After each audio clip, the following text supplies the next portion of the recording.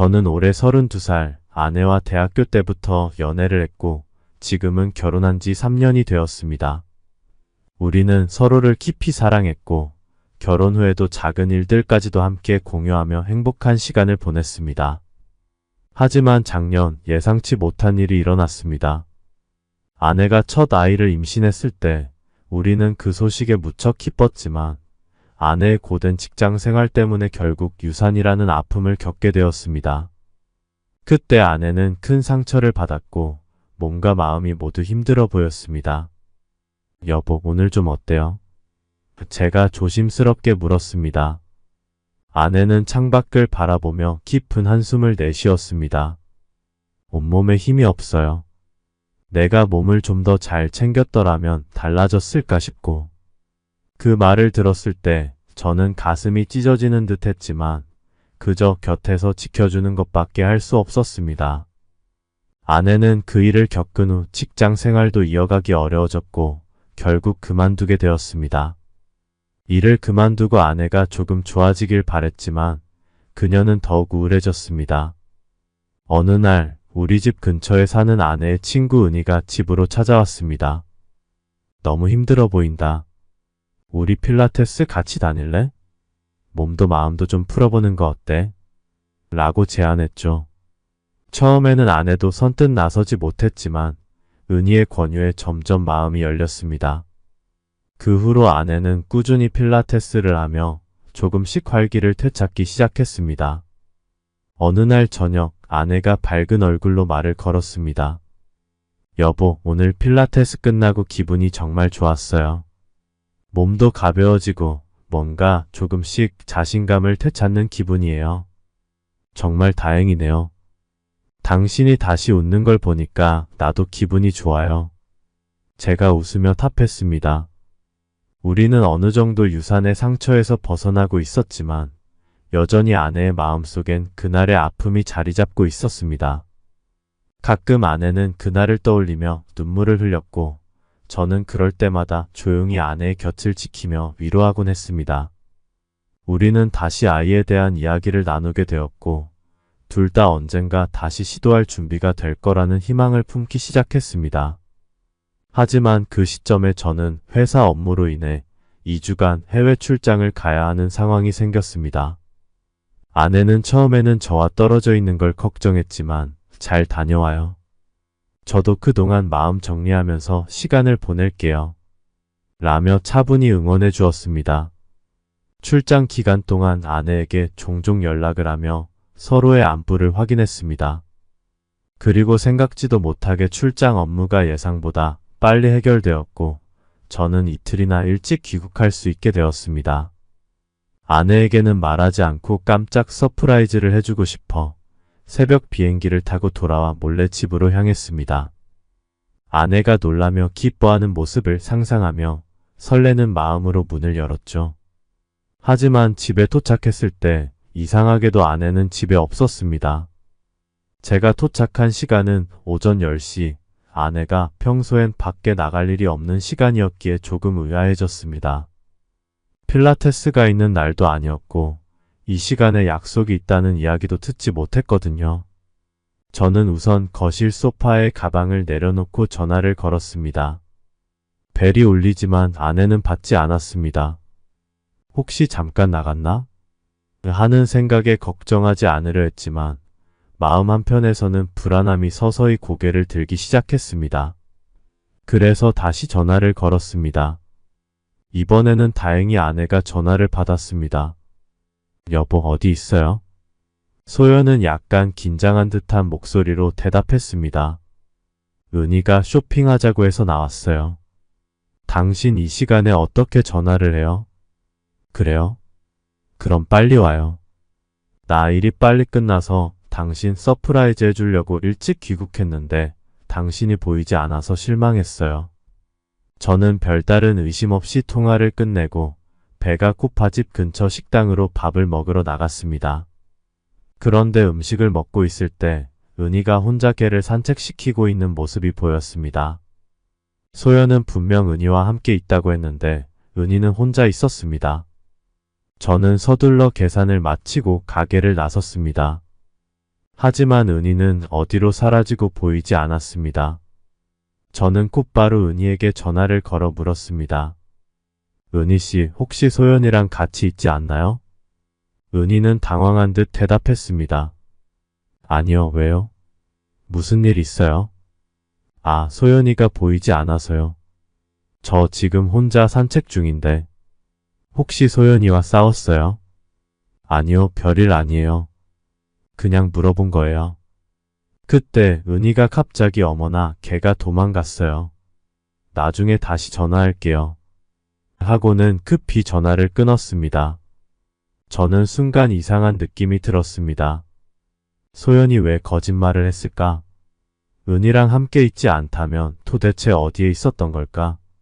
집으로 돌아오는 길 내내 머릿속이 복잡했습니다. 그날 이후 소연의 행동은 점점 더 의심스러워졌습니다. 아내는 필라테스를 시작한 이후로 그 시간에만 외출하곤 했는데 최근 들어선 필라테스와 상관없이 자주 집을 비우는 것 같았습니다. 저는 아내가 한동안 우울증을 겪었을 때 혹시나 무슨 일이 생길까 걱정되어 그녀의 휴대폰에 위치 공유 앱을 설치한 적이 있었습니다. 당시에는 아내의 안전을 위한 선택이었지만 이제는 그 앱을 전혀 다른 목적으로 사용하게 되리라곤 상상도 못했습니다. 출근 중 문득 아내의 위치가 신경 쓰여 앱을 켰습니다. 아내는 집에 있지 않았고 어디론가 이동 중이었습니다. 이상한 생각이 들어 전화를 걸어봤지만 받지 않았습니다. 점점 불안해지는 마음의 위치를 계속 추적했습니다. 아내는 20분을 이동한 후 멈췄고 그 위치를 확인한 순간 저는 숨이 턱 막히는 기분이었습니다. 바로 고급 호텔이었습니다. 아내가 왜 이런 곳에 있는지 상상만 해도 분노가 치밀어 올랐습니다. 결국 저는 참지 못하고 회사에 조퇴를 요청한 후 호텔로 향했습니다. 호텔 앞에 차를 세우고 사람들을 지켜보며 아내가 혹시 다른 남자와 함께 나오는 것은 아닐까 하는 두려움에 사로잡혔습니다. 시간이 지나 1시간이 조금 넘었을 때 아내가 호텔에서 나왔습니다. 피곤해 보이는 얼굴로 서 있는 아내 앞에 검은 차가 멈춰 섰습니다. 아내는 차에 올라탔고 차는 곧바로 떠났습니다. 저는 화가 치밀어 오르면서도 그 차를 쫓아가기로 결심했습니다. 그러나 복잡한 도로와 신호등에 걸려 결국 그 차를 놓치고 말았습니다. 얼른 휴대폰을 꺼내 아내의 위치를 추적하려고 했지만 아내의 휴대폰은 꺼져 있었습니다. 분노와 혼란 속에 집으로 돌아왔지만 아내는 여전히 돌아오지 않았습니다. 아내가 다른 남자와 함께 있는 모습이 상상이 되며 가슴이 답답해졌습니다. 화장실로 가서 찬물로 얼굴을 씻으며 마음을 진정시키려 했습니다. 어떻게 아내의 배신을 대해야 할지 모르겠지만 이대로 당할 수는 없다는 생각이 들었습니다. 아내는 저녁 8시 40분이 되어서야 집으로 돌아왔습니다. 그녀는 뭔가 말하려는 듯 했지만 잠시 머뭇거렸습니다. 오늘 어디 갔어요? 은희 만나러 갔어요? 제가 차분하게 물었지만 속은 불타고 있었습니다. 소연은 잠시 저를 바라보다가 제게 다가와 조심스럽게 팔을 감싸 안으며 말했습니다. 은희랑 필라테스 언니들이랑 저녁 먹었어요. 여보, 우리 아기 갖고 싶어요. 그 말에 저는 순간 멈칫했습니다. 아내의 그 말에 마음이 복잡해졌지만 방금 전에 보았던 장면들이 떠오르며 화가 더 치밀어 올랐습니다. 저는 조용히 아내를 밀치며 말했습니다. 오늘 너무 피곤해요. 나중에 이야기해요. 먼저 잘게요. 아내는 당황한 듯 잠시 저를 바라보았지만 더 이상 묻지 않았습니다. 저는 침대에 누워 아내의 진심이 무엇인지 그리고 이 상황을 어떻게 풀어나가야 할지 깊은 고민에 빠졌습니다. 분명한 것은 이대로 넘어갈 수 없다는 점이었습니다. 그날 밤 저는 아내가 잠든 틈을 타 조심스럽게 그녀의 휴대폰을 확인해 보려 했습니다. 하지만 비밀번호가 설정되어 있어 쉽게 열 수 없었습니다. 몇 번 시도하다가 포기하려던 찰나 갑자기 메시지가 도착했습니다. 내일 오후 같은 장소에서 봐. 라는 내용이었고, 더 충격적인 건 검은 스타킹이라는 메시지였습니다. 그 순간 충격과 분노로 머리가 멍해졌습니다. 믿고 사랑했던 아내가 저를 배신했다는 사실이 머리를 떠나지 않았습니다. 휴대폰을 제자리로 돌려놓고 저는 마음을 가다듬었습니다. 어떻게 해야 할지 고민한 끝에 직접 진실을 확인하기로 했습니다. 다음날 아침 아내에게 아무렇지 않은 척 말했습니다. 오늘 회사에 중요한 일이 있어서 밤에 늦게 들어올 거예요. 아내는 제 셔츠의 칼라를 정리하며 부드러운 목소리로 말했습니다. 알겠어요. 운전 조심하고 너무 무리하지 말아요. 그 말을 들으니 순간 마음이 흔들렸습니다. 정말 이 모든 것이 사실일까? 혹시 내가 너무 과민하게 반응하는 걸까? 하지만 아내의 따뜻한 행동 뒤에 숨겨진 배신이 있을지 모른다는 생각에 저는 마음을 굳게 먹었습니다. 호텔에서 무슨 일이 벌어지는지 직접 확인하기로 결심했습니다. 그날 오후 저는 차를 몰고 어제 아내가 갔던 호텔 근처 주차장에 차를 세웠습니다. 호텔 맞은편 커피숍에 자리를 잡고 커피를 주문한 후 호텔 입구를 감시하기 시작했습니다. 한참 동안 기다렸지만 아내의 모습은 보이지 않았습니다. 이때 아내에게서 전화가 걸려왔습니다. 여보, 회사예요. 많이 바빠요. 걱정돼서 전화했어요. 너무 무리하지 마요. 저는 잠시 망설이다가 차분하게 대답했습니다. 네, 알겠어요. 고마워요, 여보. 아내의 말은 다정했지만 저는 그녀가 제 위치를 확인하려는 수작이라는 생각이 들었습니다. 그래도 저는 침착하게 호텔 입구를 계속 지켜보았습니다. 하지만 시간이 지나도 아내는 나타나지 않았습니다. 순간 메시지에서 언급된 같은 장소가 다른 곳일 수도 있다는 생각이 들었습니다. 저는 다시 휴대폰 위치 추적 기능을 켰습니다. 그 순간 아내의 위치가 집에 있음을 확인하고 화가 치밀어 올랐습니다. 같은 장소가 집이라니 아내가 그 남자를 집으로 데려온 것인가? 저는 급히 차를 몰고 집으로 돌아갔습니다. 집에 도착해 조용히 문을 열고 들어가니 집 안은 매우 조용했습니다. 혹시나 하는 마음에 안방 문 밖에서 귀를 기울였지만 아무 소리도 들리지 않았습니다. 문을 힘주어 열어보니 방 안은 텅 비어 있었고 침대 머리맡에 아내의 휴대폰이 놓여 있었습니다. 시간은 이미 오후 6시 반을 넘어가고 있었습니다. 어쩔 줄 몰라 은희에게 전화를 걸었습니다. 은희 씨, 소연이랑 같이 있어요? 은희는 당황한 목소리로 대답했습니다. 아니요, 저 지금 부모님 집에 있는데요. 무슨 일 있어요? 아내가 집에 있다는 위치 정보는 정말 혼란스럽기만 했습니다. 하지만 무언가 의심스러운 이 상황에서 저는 쉽게 포기할 수 없었습니다. 1시간이 지나 집 현관문에서 소리가 났습니다. 문을 열어보니 아내가 짧은 치마와 검은 스타킹을 입고 서 있었습니다. 그녀는 놀란 표정이었고 눈빛에는 죄책감이 가득해 보였습니다. 여보, 오늘 늦게 온다고 하지 않았어요? 아내가 얼굴이 붉어지며 물었습니다. 그 순간 아내의 완벽한 몸매와 그 검은 스타킹을 입은 모습을 보며 잠시 마음이 흔들렸습니다.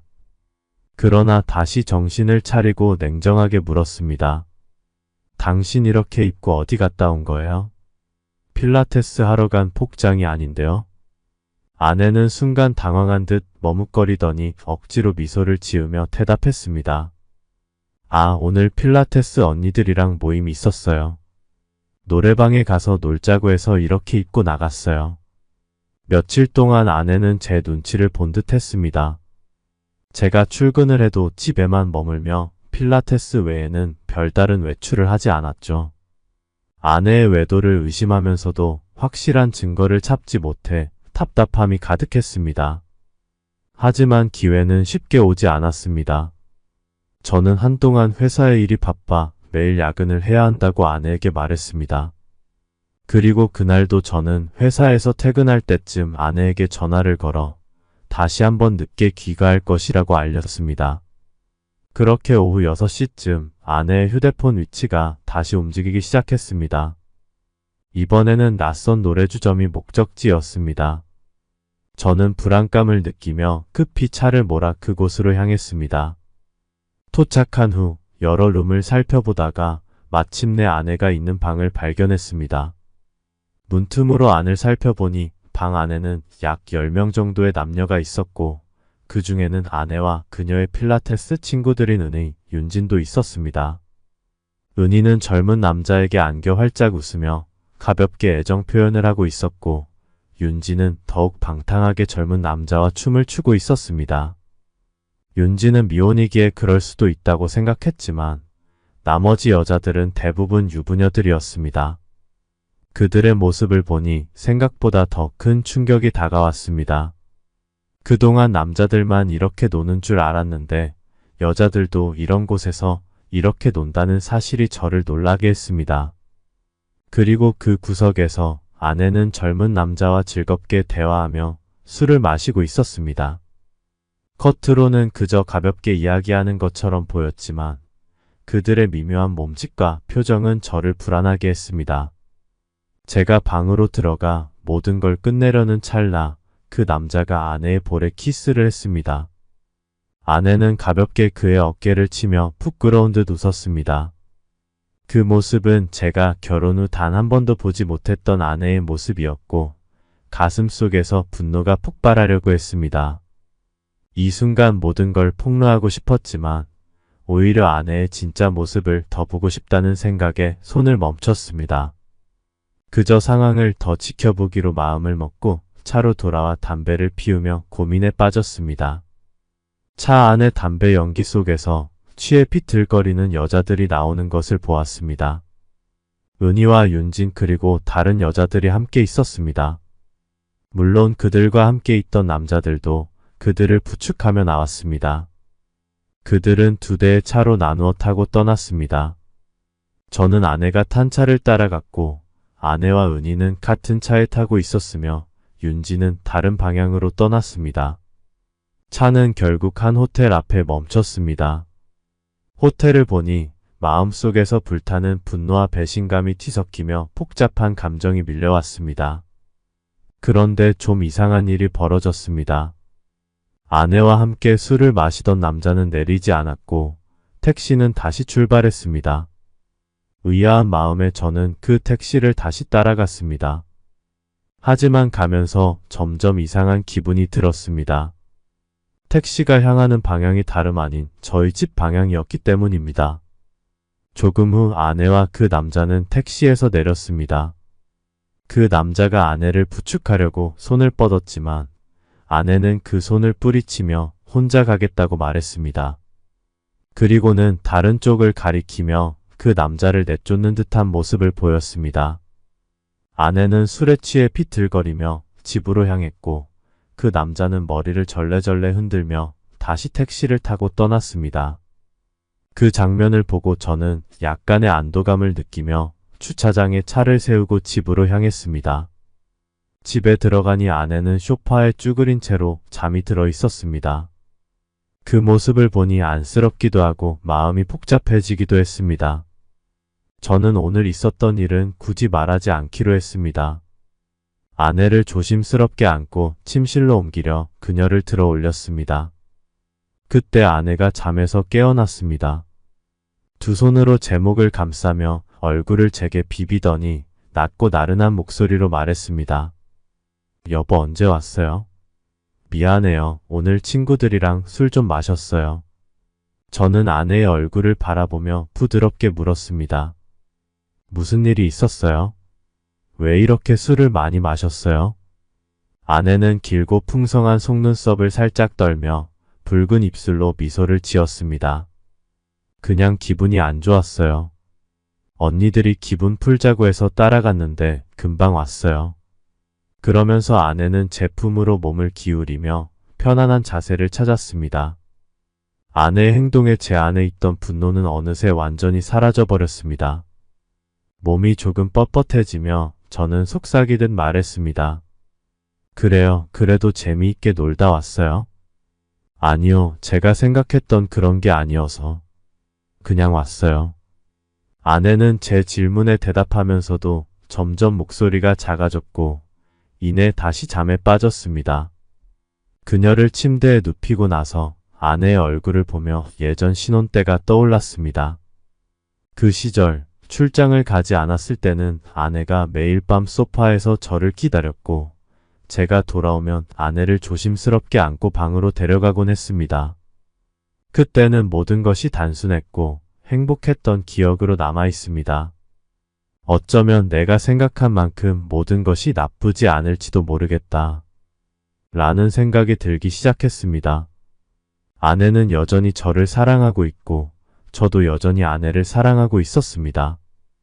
잠시 망설였지만 결국 아내의 입술에 가볍게 키스를 하고 화장실로 향했습니다. 샤워를 하며 저는 복잡했던 생각을 잠시 내려놓기로 했습니다. 지금은 그저 모든 것을 잊고 싶었습니다. 아내의 몸에서 나는 은은한 술 냄새도 이상하게 기분 나쁘지 않았습니다. 오히려 조금은 새로운 매력이 느껴졌습니다. 아내의 머릿결에서 나는 익숙한 샴푸 향기는 여전히 제가 좋아하는 향이었고 그 향기 속에서 안정을 찾을 수 있었습니다. 샤워를 마치고 침대로 돌아온 저는 아내의 균형 잡힌 호흡 소리를 들으며 천천히 눈을 감았습니다. 모든 복잡했던 감정들이 잠시 사라지는 듯했고 그렇게 아내와 함께 편안하게 잠에 들었습니다. 다음날 아침 눈을 떴을 때 아내는 이미 옆에 없었습니다. 아내가 일찍 일어나 아침 식사를 준비하러 갔나 싶어 부엌으로 향했지만 부엌은 텅 비어 있었고 조용했습니다. 잠시 당황하며 주위를 둘러보니 책상 위에 작은 쪽지가 남겨져 있었습니다. 여보, 집에 먹을 것이 없어서 장 보러 갔다 올게요. 쪽지를 읽는 순간 어제의 모든 분노와 혼란스러운 감정들이 서서히 가라앉기 시작했습니다. 내가 너무 과민 반응한 걸까? 라는 생각이 머리를 스치면서도 여전히 불안감은 완전히 사라지지 않았습니다. 아내에게 전화를 걸었지만 2번 울리다가 이내 끊어졌습니다. 그 순간 다시 가슴 한편에 불안함이 피어오르기 시작했습니다. 아내가 왜 바로 전화를 받지 않았지? 무슨 일이 있는 건가? 불안한 마음에 얼른 옷을 갈아입고 우리가 자주 가는 마트로 향하려고 했습니다. 그런데 그때 현관문이 열리는 소리가 들렸습니다. 여보, 일어났어요? 아내가 밝은 목소리로 인사하며 들어왔습니다. 아내는 아무렇지도 않은 듯 행동했지만 오늘 그녀의 모습은 평소와는 조금 달라 보였습니다. 어제의 피곤함과는 달리 오늘의 아내는 화사하고 활기찬 모습이었습니다. 아내의 입술에 미소가 번졌고 입고 있는 옷도 어제와는 달리 깔끔하고 단정했습니다. 오늘은 출근 안 해요? 아내는 여유로운 미소를 지으며 물었습니다. 저는 그녀를 바라보다가 잠시 멈칫했습니다. 여느 때와 다르게 편안하고 활기찬 아내의 모습을 보며 혼란스럽던 감정들이 조금씩 사라졌습니다. 피곤해서 오늘은 그냥 하루 집에서 쉴 생각이에요. 저는 아내에게 다가가 그녀를 부드럽게 안았습니다. 아내의 따뜻한 체온이 느껴지자 마음속의 불안감도 조금씩 누그러지는 것 같았습니다. 아내는 가볍게 웃으며 저를 향해 팔을 감쌌습니다. 여보, 어제는 정말 미안해요. 괜히 술을 많이 마셔서 아내가 작게 속삭였습니다. 저는 아내의 머리 위에 손을 얹으며 대답했습니다. 괜찮아요. 그냥 너무 무리하지 않았으면 좋겠어요. 당신이 피곤해 보였거든. 아내는 저를 바라보며 천천히 고개를 끄덕였습니다. 어쩌면 제가 너무 민감하게 반응한 걸지도 모른다는 생각이 들었습니다. 아내는 그저 친구들과의 시간을 보내며 잠시 기분을 풀고 싶었을 뿐일지도 모릅니다. 아내의 밝은 표정을 보니 저 역시 모든 걸 자연스럽게 받아들여야겠다는 생각이 들었습니다. 오늘 데이트할까요?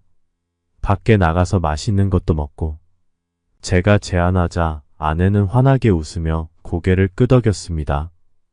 그렇게 우리는 오랜만에 평범하고 따뜻한 하루를 보내기로 하고 집을 나섰습니다. 손을 맞잡고 함께 시간을 보내며 어제의 의심과 불안은 점차 사라져갔습니다. 먼저 근처의 아늑한 레스토랑에서 점심을 먹었습니다.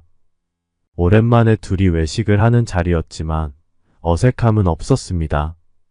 아내는 밝고 활기차게 이야기를 이어갔고 저 역시 그동안 쌓였던 긴장이 서서히 풀리기 시작했습니다.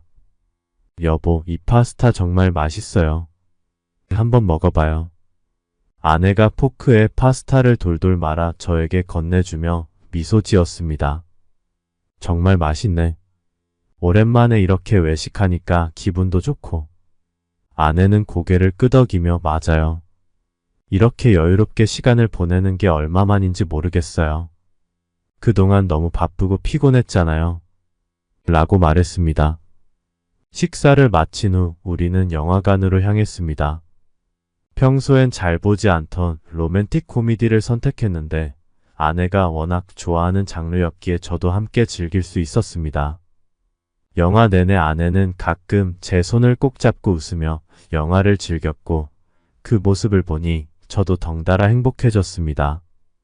영화가 끝난 후 우리는 저녁 시간이 되기 전 호수가 있는 공원으로 향했습니다. 날씨는 선선했고 해가 지기 직전에 노을이 공원을 황금빛으로 물들이고 있었습니다. 아내와 나란히 걷다 보니 이 순간만큼은 모든 걱정과 의심이 사라지는 것 같았습니다. 여보, 우리 이렇게 산책하니까 예전 생각나지 않아요? 아내가 물었습니다. 나죠. 신혼 때 자주 왔던 곳이잖아요. 그때도 여기서 손잡고 걸었었는데 그땐 정말 아무 걱정도 없었는데 지금도 그렇지만 그때는 모든 게 새롭고 설레었죠. 아내는 제 손을 꼭 잡고 살짝 기대며 말했습니다. 그녀의 손끝에서 전해지는 따뜻함과 안정감이 마음 깊은 곳까지 스며들었습니다. 우리가 함께했던 시간들, 신혼 시절의 행복한 순간들이 머릿속을 스쳐 지나갔습니다. 여보, 고마워요.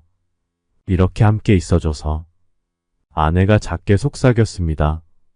저는 아내를 바라보며 부드럽게 대답했습니다. 나도 고마워요. 이렇게 당신과 함께하는 시간이 정말 소중하고 좋아요. 저녁이 되면서 우리는 공원 근처의 작은 카페에 들러 따뜻한 커피를 한 잔 마셨습니다. 공원을 둘러보며 더 이상 불안감에 사로잡히지 않고 지금 이 순간의 평온함과 행복을 느꼈습니다. 아내와 함께 걷고 대화하고 웃는 이 시간이 얼마나 소중한지 깨달았습니다. 그렇게 호숫가를 걸으며 우리는 오랜만에 여유롭고 행복한 하루를 마무리했습니다. 돌아오는 길, 아내는 제 어깨에 기대어 잠시 눈을 감았습니다. 저는 그런 아내를 조용히 바라보며 미소 지었습니다. 어쩌면 이 평범한 일상 속에서 느끼는 안정감이야말로 우리가 찾고 있던 행복일지도 모르겠다는 생각이 들었습니다. 그 후 어느 날 저는 평소처럼 회사 일에 몰두하고 있었습니다. 모든 것이 평온하게 돌아가고 있었고 아내와의 관계도 점차 안정되어 가는 것처럼 보였습니다. 하루는 업무로 인해 집 근처의 한 사무실에 들르게 되었습니다. 일정을 마친 후 마침 점심시간이었기에 집에 들러 아내에게 밥을 차려달라고 할까? 하는 생각이 잠깐 들었습니다. 그러나 갑작스럽게 요리를 부탁하는 건 아내에게 부담이 될 수 있다고 생각해서 주변 식당에서 간단히 먹고 회사로 복귀하기로 했습니다. 저는 2층에 있는 작은 식당에서 점심을 먹었습니다. 조용한 공간에서 혼자 식사를 마치고 창밖을 무심코 바라보던 순간 익숙한 실루엣이 눈에 들어왔습니다. 흰 셔츠에 파란 청바지를 입은 모습. 바로 저의 아내 소연이었습니다. 그 옆에는 한 남자가 있었습니다. 그들은 함께 걷고 있었고 저는 그 광경을 보고 가슴이 철렁 내려앉는 기분이 들었습니다. 소연이? 저 남자는 누구지? 그 순간 머리가 멍해지며 생각이 복잡해졌습니다. 저는 서둘러 달려나갔습니다. 하지만 그들은 이미 검은 차를 타고 떠나고 있었습니다. 차는 빠르게 사라졌고 저는 그 뒤를 쫓을 수 없었습니다. 그 자리에 멍하니 서 있는 저 자신을 발견하며 가슴 속에서 엄청난 불안감이 밀려왔습니다. 아내가 다른 남자와 함께 있는 모습을 본 순간부터 마음속은 마치 바늘로 찌르는 듯한 고통으로 가득 찼습니다. 그 차, 어디서 본 익숙한 차였는데 호텔 앞에서 봤던 그 장면이 다시 떠올랐습니다. 그때와 마찬가지로 이번에도 나에게 뭔가를 숨기고 있는 걸까? 이대로 두고 볼 수 없다는 생각에 저는 급히 아내에게 전화를 걸었습니다. 그러나 전화는 몇 번 울리더니 바로 끊어졌습니다. 아내가 제 전화를 일부러 받지 않는다는 사실에 가슴속의 불안감은 점점 커져만 갔습니다. 설마, 정말로? 머릿속에 온갖 생각이 휘몰아쳤고 그 생각들은 곧 분노로 변해갔습니다. 믿었던 아내가 저를 배신하고 있다는 사실을 받아들이는 것이 너무나도 힘들었습니다. 저는 분노와 슬픔이 뒤섞인 채로 주먹을 꽉 쥐고 서 있었습니다. 차갑고도 무겁게 가라앉는 마음을 어떻게 해야 할지, 이 모든 상황을 어떻게 해결해야 할지 몰랐습니다. 이대로 두고 볼 수는 없어. 저는 마음속으로 결심했습니다. 어쩌면 지금이야말로 진짜 답을 찾아야 할 순간일지도 모릅니다. 더 이상 불안과 의심 속에서 고통받으며 살 수는 없었습니다. 분명히 아내와 그 남자가 무언가를 숨기고 있다는 확신이 들었고, 이제는 그 진실을 밝혀야 한다는 생각이 강하게 들었습니다. 잠시 망설이다가 아내에게 전화를 걸었습니다. 마음속에서 의심과 불안이 가득 찼지만 저는 그녀의 생각을 확인하고 싶었습니다. 첫 번째 전화는 몇 초 만에 끊겼습니다. 그 순간 얼굴이 굳어지며 심장이 빠르게 뛰기 시작했습니다. 머릿속에 온갖 생각이 스쳐 지나갔습니다. 왜 전화를 안 받지? 무슨 일이 있는 걸까? 더 이상 참지 못하고 다시 전화를 걸었습니다. 이번에는 전화가 오래 울리더니 마침내 아내가 받았습니다. 여보, 무슨 일이에요? 아내의 목소리는 평소처럼 차분했지만 어딘가 이상했습니다. 마치 누군가와 함께 있는 듯한 느낌이 들었고 목소리 뒤로는 컵이 떨어져 깨지는 소리가 들려왔습니다. 그 소리가 어떤 상황을 의미하는지 너무나도 잘 알 것 같았습니다. 저는 마음속에 차오르는 분노를 억누르며 깊게 숨을 들이마셨습니다. 아무것도 아니에요. 업무 때문에 집 근처에 왔다가 잠깐 들렀는데 당신이 없어서 걱정돼서요. 어디에요? 아내는 약간 불안한 듯한 목소리로 대답했습니다. 아, 나 지금 은이랑 커피 마시고 있어요. 좀 이따 집에 갈게요. 여보, 회사에서 일 봐요. 하지만 그녀의 말은 끊기고 이어지기를 반복했습니다. 전화 연결 상태가 좋지 않은 것처럼 들렸지만 그 순간 제 마음은 의심으로 가득 차 있었습니다. 그러다 갑자기 아내는 놀란 듯한 목소리로 말했습니다. 아, 여보, 지금은 얘기하기 좀 불편해요. 나중에 집에 가서 이야기해요. 그러고는 전화를 끊어버렸습니다. 더 이상 참을 수 없는 분노가 치밀어 올랐습니다. 이 배신자라는 생각이 머릿속을 가득 채웠습니다. 저는 자조적인 웃음을 지으며 한숨을 내쉬었습니다. 씁쓸한 마음을 안고 다시 회사로 향했고 사무실 의자에 앉아 멍하니 시간을 보냈습니다. 머릿속은 혼란스러워 어떤 생각도 정리되지 않았습니다.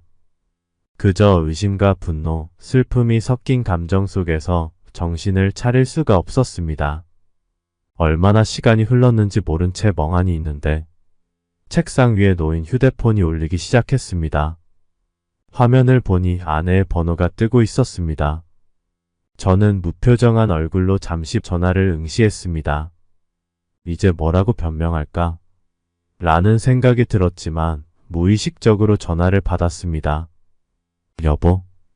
아내의 목소리는 매혹적이었고 약간 나른한 느낌이었습니다. 아까 신호가 안 좋았어요.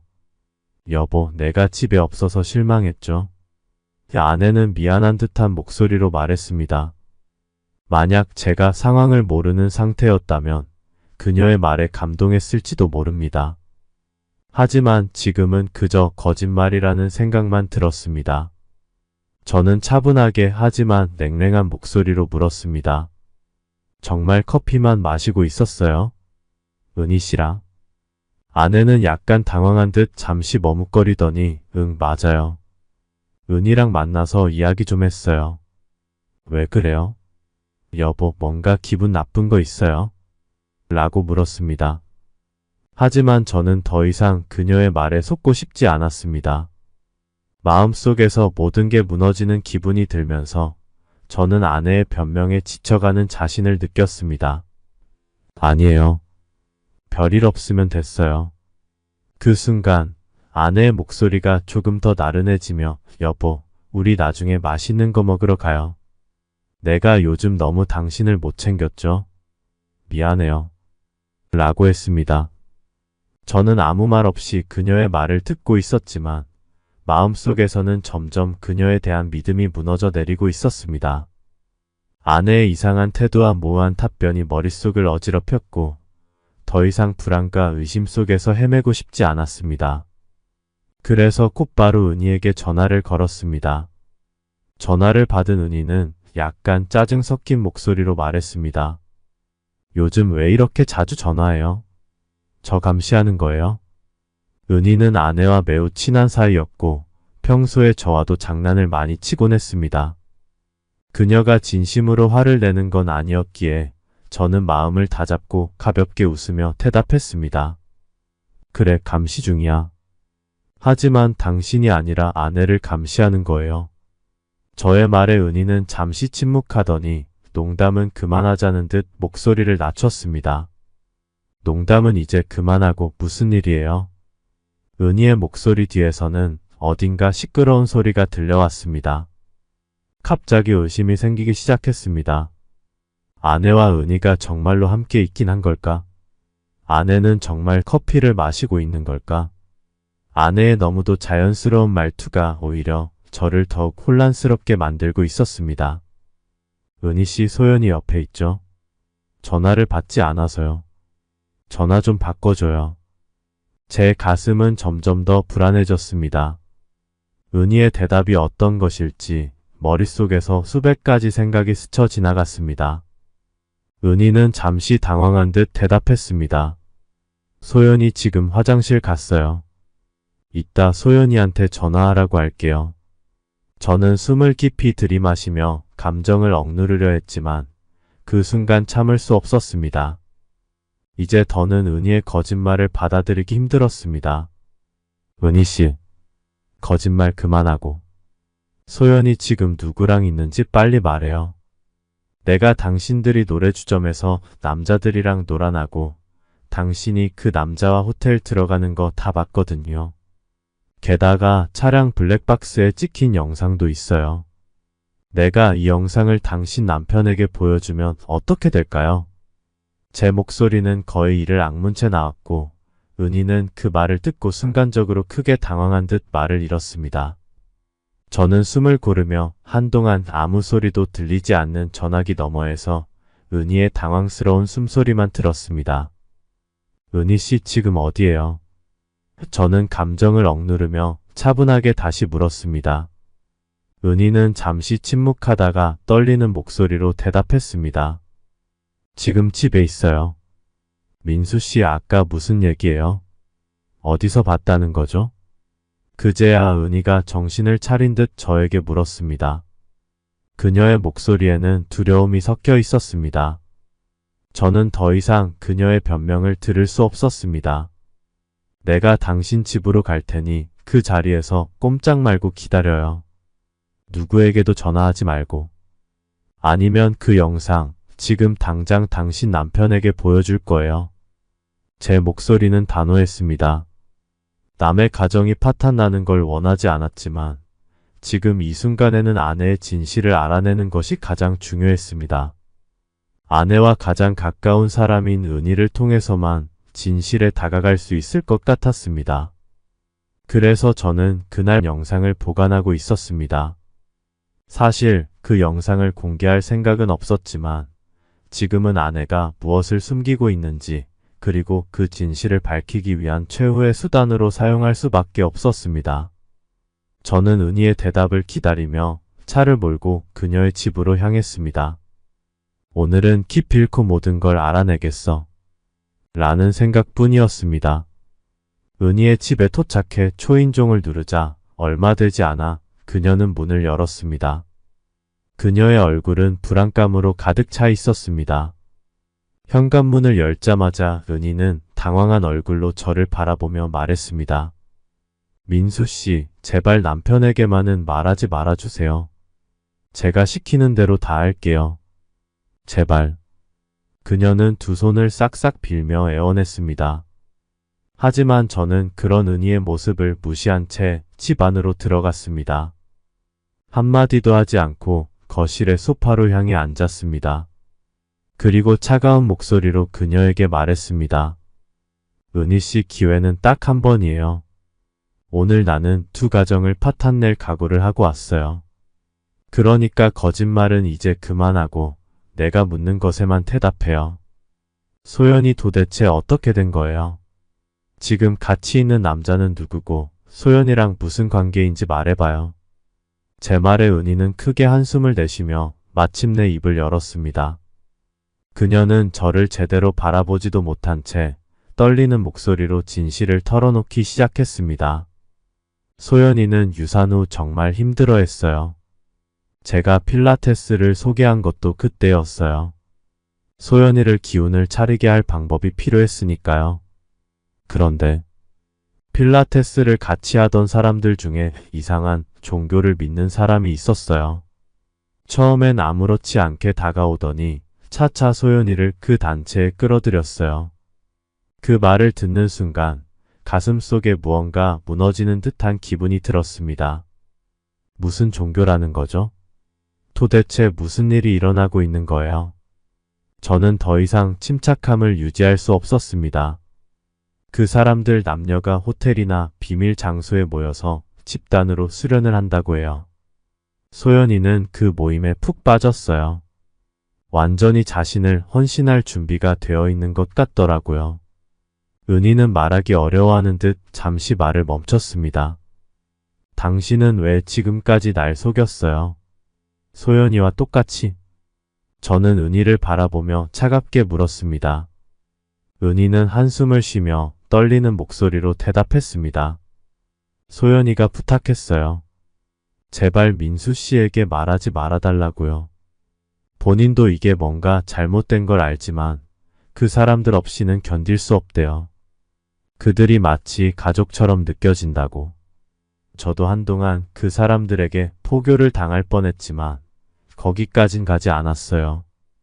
하지만 소연이의 부탁을 거절할 수 없었어요. 그녀의 말을 듣는 순간 마치 머릿속이 새하얘지는 듯 했습니다. 제가 알고 있던 아내, 저와 함께 했던 그 소연이가 이렇게까지 변해버렸다는 사실이 믿어지지 않았습니다. 그 단체가 소연이의 삶을 완전히 장악해버린 것이었죠. 머릿속에서는 이 사실을 어떻게 받아들여야 할지 혼란스러웠습니다. 소연이의 행동을 이해하려고 애써 보았지만 점점 더 분노와 슬픔이 밀려들었습니다. 은희 씨, 이게 전부인가요? 저는 숨을 가다듬고 물었습니다. 은희는 고개를 끄덕이며 네, 이게 전부예요. 그 이상은 저도 잘 몰라요. 그 안에서 어떤 일이 일어나는지는 저도 알 수 없어요. 다만 소연이가 저에게 부탁했을 뿐이에요. 저는 더 이상 은희와 대화를 이어가고 싶지 않았습니다. 사실을 알아낸 순간 마음속에서 모든 것이 무너져 내렸습니다. 아내가 저에게 거짓말을 하고 다른 사람들과의 비밀스러운 관계 속에서 무언가를 감추고 있다는 그 사실만으로도 충분히 고통스러웠습니다. 집으로 돌아가는 길 내내 마음속은 복잡했습니다. 이제 어떻게 해야 할까? 소연이는 내가 알던 그 소연이가 맞는 걸까? 저는 은희가 말한 그 단체에 대해 검색해봤지만 어디에도 정보가 없었습니다. 하지만 은희의 말이 사실이라면 그 단체는 종교의 탈을 쓴 악마나 다름없다는 생각이 들었습니다. 그제야 아내의 불륜이 사실이라는 확신이 들었고 마음이 찢어질 듯 아팠습니다. 오랜 시간 함께한 아내, 제가 항상 착하고 성실하다고 믿어왔던 그녀가 저를 배신하고 있다는 사실을 받아들이기 힘들었습니다. 한편으로는 아내가 그 단체의 피해자일지도 모른다는 생각이 들었습니다. 이제는 아내와 숨김없이 깊은 대화를 해볼 필요가 있다는 걸 깨달았죠. 그러나 그보다 더 중요한 것은 은희가 했던 말이었습니다. 아내가 모든 것을 바칠 준비가 되어 있다. 그 말이 마음속에서 떠나지 않았습니다. 집에 도착하자마자 저는 바로 안방의 화장대 서랍에서 통장을 찾았습니다. 하지만 통장은 오랫동안 정리되지 않아 잔고에 대한 기록이 남아있지 않았습니다. 우리 집은 지출과 통장 관리를 아내가 해왔고 저는 그녀를 철저히 믿었기에 그 안에 얼마가 있는지 정확히 몰랐습니다. 몇 달 전 집을 매매하기 위해 아내와 함께 현재 전세금과 통장 잔고, 퇴출해야 할 금액을 계산한 적은 있었지만 지금은 상황이 완전히 다를 수 있다는 생각이 들었습니다. 통장을 들고 은행으로 향했습니다. 은행 ATM기에서 통장을 정리한 후 잔고를 확인하는 순간 하늘이 무너지는 듯한 충격을 받았습니다. 잔고는 바닥났고 큰 금액이 여러 차례 인출된 기록이 남아 있었습니다. 모두 최근에 발생한 일이었죠.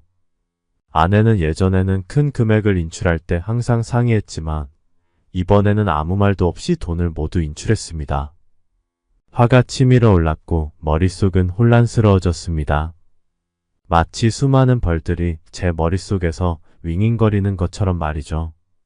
집으로 돌아와 소파에 앉아 아내가 오기를 기다렸습니다. 시간이 흐르고 어두워졌지만 아내는 오지 않았습니다. 불도 켜지 않은 채로 저는 멍하니 소파에 앉아 그녀가 들어오기를 기다렸습니다. 저녁 9시가 되었을 때 현관문이 열리는 소리가 들렸습니다. 현관을 바라보며 아무 말 없이 그쪽을 응시했습니다.